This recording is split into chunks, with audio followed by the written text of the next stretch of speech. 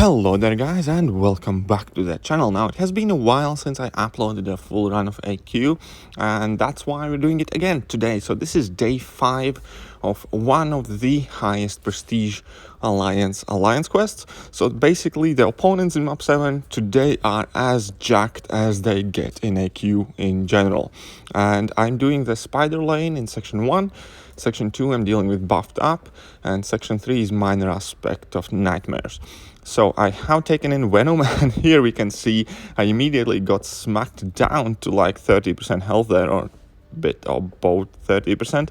But yeah, it was a very harsh start of the fight. The fact of the matter is, it has been happening quite a bit to me lately when I think I'm blocking, but in reality I'm not. And I believe it's largely because I got a new phone case, and this one's a bit more smaller, a bit more compact, so it kind of affects when my fingers are on screen. And because of that, quite often my left thumb kind of sneaks his way into the right side of the screen, I guess. And yeah, now and then I noticed that recently my parries have not been working when I think they would be. But either way, it's just a slight adjustment period. Luckily we survived the fight, and we are off to the next one. So next one is this Miles Morales with Rage Node, and it is actually a really annoying fight, and there aren't too many champions who do this fight too well, but Venom is perfect for it, because even if you start triggering Rage, you can consume those Furies with your level 1, get some heal off, and have a decent time overall. So I'm not running suicides for this run of AQ either, and aside from Venom I have Hyperion with me, which I absolutely love for AQ, and I brought in Ghost kind of like just because. I tend to typically bring in fairly random teams to AQ. I don't have like set AQ MVPs or anything like that. Two of the most used champions typically are like Night Rusher and Hyperion, but all in all I try to vary my teams because I am fortunate enough to have a large roster, and I can kind of like pick and choose who I want to use on a specific day. And yeah, so now we are off to the next fight, which is Spider-Gwen. Now she has a safeguard node, and once again Venom is pretty perfect to get around it. Because of all the bleeds, you still manage to do quite a bit of damage and close out these fights relatively quickly. And modifier for today's run is, I believe it's called Hurt Locker, where you cannot throw two of the same special attacks in a row. Basically, you have to alternate your special attacks or you're gonna take like a lot of damage. And yeah, that's pretty much it. So it's a fairly kind of like straightforward setup. I have been doing more or less the same path for quite a while now, so I'm fairly comfortable with all of that.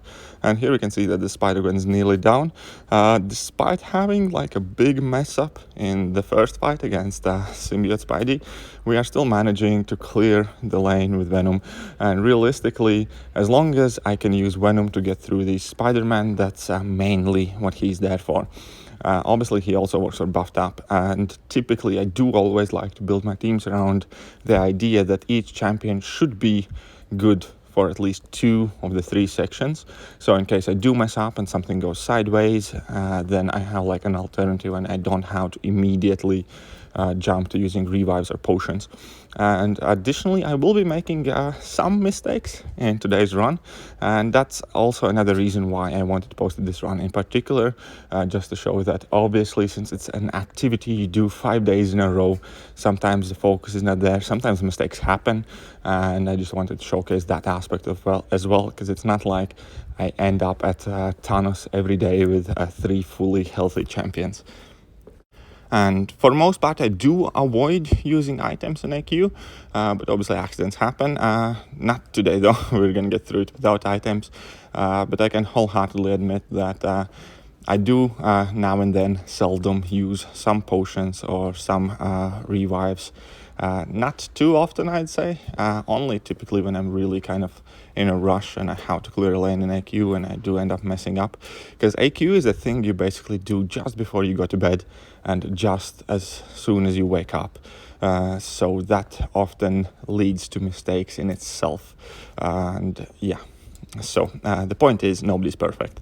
Either way, now we're using Venom here against buffed up Rocket Raccoon, and this is also a decent opportunity to get at least a heal off. Now I know I cannot throw two of the same special attacks in a row. However, if I do manage to finish the fight with a level 1, I'm kind of safe from the dashback, so that's exactly what we're going to do. We're going to go here for a second level 1 and heal up a tiny bit more, so it's a bit of a way how to like cheat the node.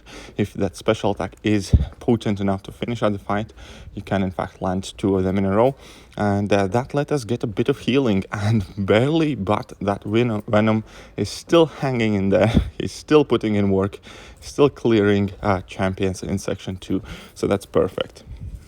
It's always quite annoying if the first fight in a queue you happen to mess up and lose a lot of health like I did today, and I was not happy with myself and about that.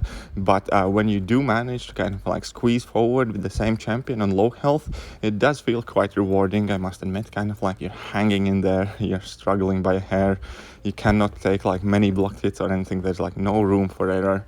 One mistake and you're done. And I kind of like that idea that yeah, even with my health in kind of like low 20% mark or below 20%, you can still finish out some more fights and use the champion even a bit more. And now obviously Punisher 2099, I knew as a champion I'm going to be taking some block damage, so I did not bring in my Venom for that. I brought in Hyperion and for the first fight today. And Hyperion obviously is an absolute wrecking machine, and also Hyperion, unlike Venom, is a rank 5 champion, therefore he has higher stats in general. And here we could see a bit of a difference. We finished this fight out in under 30 seconds. And here we can see that the next fight is going to be Mordo, and Mordo is arguably kind of like the trickier fight on this lane, mainly because a lot of champions kind of rely on that ability of being able to parry in order to gain buffs, and to a degree Ghost as well. Obviously it is much easier to gain those buffs when you can spam heavy attacks, and that's not always the case. And obviously Mordo, if he gets stingy with his special attacks, that can mean a bad time and you may end up eating a level 3, but you kind of have to be patient when you use Ghost in this matchup, because you just want to accumulate those cruelty buffs kind of like naturally. You don't want stress over it. Yes, you might spend some time without being able to deal any damage, but at the same time, if you manage to maintain your playstyle kind of like fairly aggressive, typically sooner or later you do get to the needed amount of your cruelty stacks. And here we can see that we had like a very nice, fairly clean fight against that Mordo without much trouble. Now here I do make a mistake. I was trying to get a bit greedy because I knew he's going to have a lot of armor buffs, and I thought if I can consume a bunch of them, I will be able to heal up Venom above 25% and possibly use him in section 3. But obviously I end up taking a lot of block damage, dashing in and bad moment, landing a hit on his block and basically dropping dead immediately. So Venom's down for the count. And now we have to basically deal with this guy using Hyperion. Now here I do make a mistake. I did mistime my special from heavy attack. I've been doing it a bit more, but I mainly just like throw my special attacks after first hit of heavy attack, because I definitely do feel that that is the safest option, especially if kind of like time allows for it. But in this fight, unfortunately, the fact that you need to alternate your special attacks does kind of hurt a bit for Hyperion, because ideal method of dealing with this guy is just spam heavy attacks and drop as many level 1s as you can, because then it doesn't really matter whether you crit at all or not, or how many armor buffs he has, because you have these incinerates constantly ticking away. But the fact that you do need to mix your special attacks, kind of like make it a bit slower, and occasionally you do have your furies fall off, so on and so forth. So it's somewhat annoying, but still Hyperion is a really kind of like good option for this fight regardless, just because you still get to spam a lot of special attacks, and those incinerates do put in work. Well, if you have the 3 buffs up anyways, so basically you just need to kind of make sure that you have at least 2 fury buffs, and then the power gain buff is pretty much always on, and that counts as the 3rd buff. But the RNG in this fight wasn't exactly in my favor, so it ended up being a bit longer fight than it typically is with Hyperion. And still at the same point, even though I realize that I'm not going to be doing any damage, I need to alternate those special attacks, because I can't kind of like build up my power too big. And yeah, so here at least we are close to finishing the fight out. Our 3 buffs active, last level 2, and Red Skull drops dead. So it did make some mistakes here, but all in all, we're still doing just fine. We have full health Ghost, half health Hyperion, and the section 3 isn't like the hardest section. But that being said, obviously inevitably I will mess up in this Falcon fight. What I will end up doing, I believe, is that I will end up dropping my level 2 in the block. Now, that is obviously a chance that you kind of take using Ghost without Wasp synergy, but typically I'm kind of like alright with it. I don't do that too often. Most of the time I can land my level 2s fairly safely without Wasp synergy, therefore I'm kind of accustomed to using Ghost on her own, and I prefer it that way because I love Wasp as a champion, but for different reasons, and I definitely do not consider her as a synergy piece for Ghost.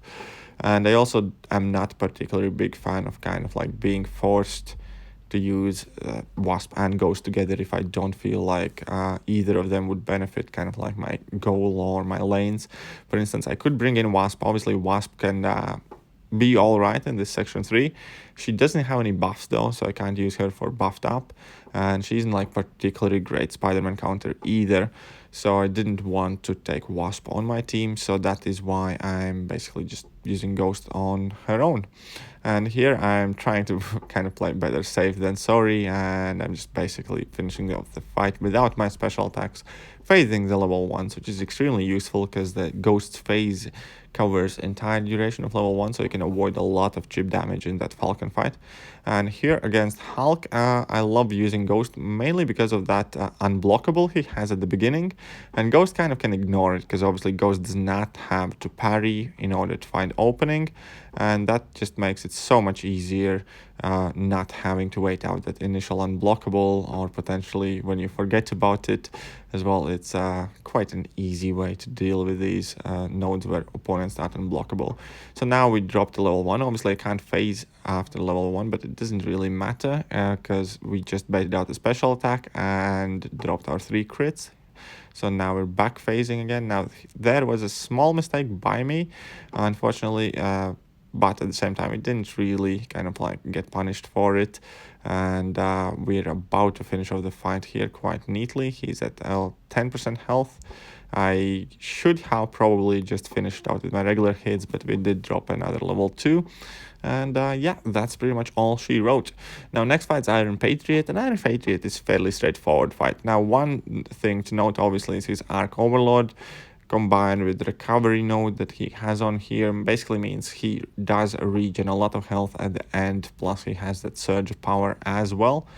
And if you have debuffs on Iron Patriot, obviously that's helpful.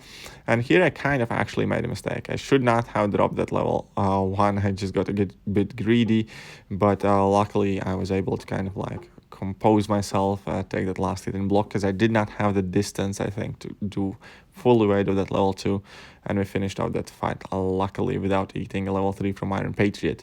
Now then I had to wait for this Venom the Duck to get unlinked, and as soon as that happened, we're jumping right in here.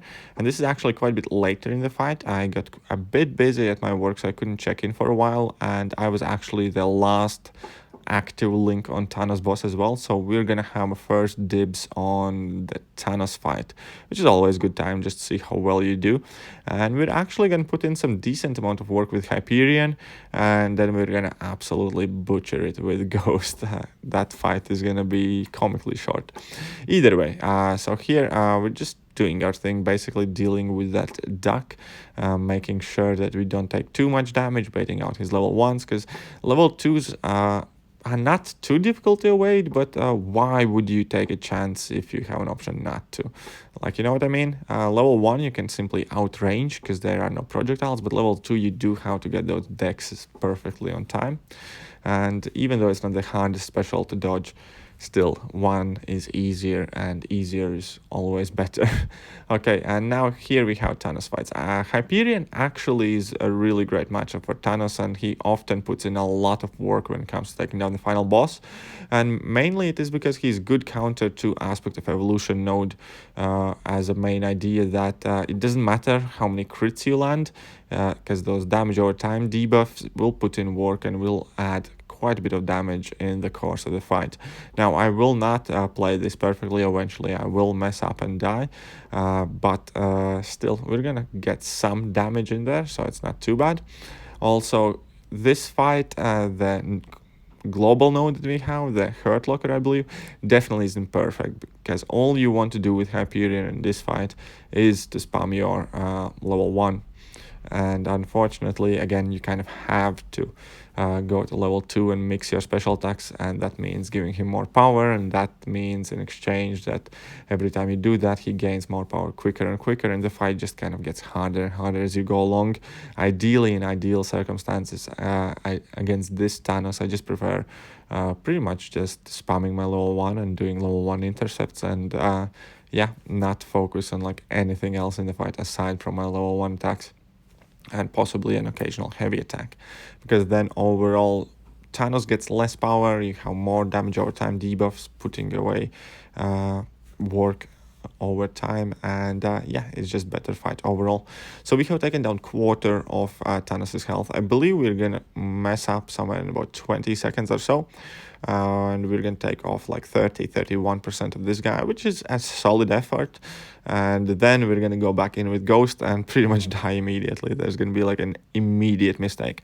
But with that, it will also pretty much be it for today. Not the greatest display of kind of some sort of skill or whatever, but still a realistic kind of like day 5 hardest AQ day 5 map 7 run. And yeah, so if you like the video, hit that like button, hit that sub button, hit all the buttons, and I'm gonna catch you guys soon. Other than that, we are completely done here for the day, and yeah, see ya.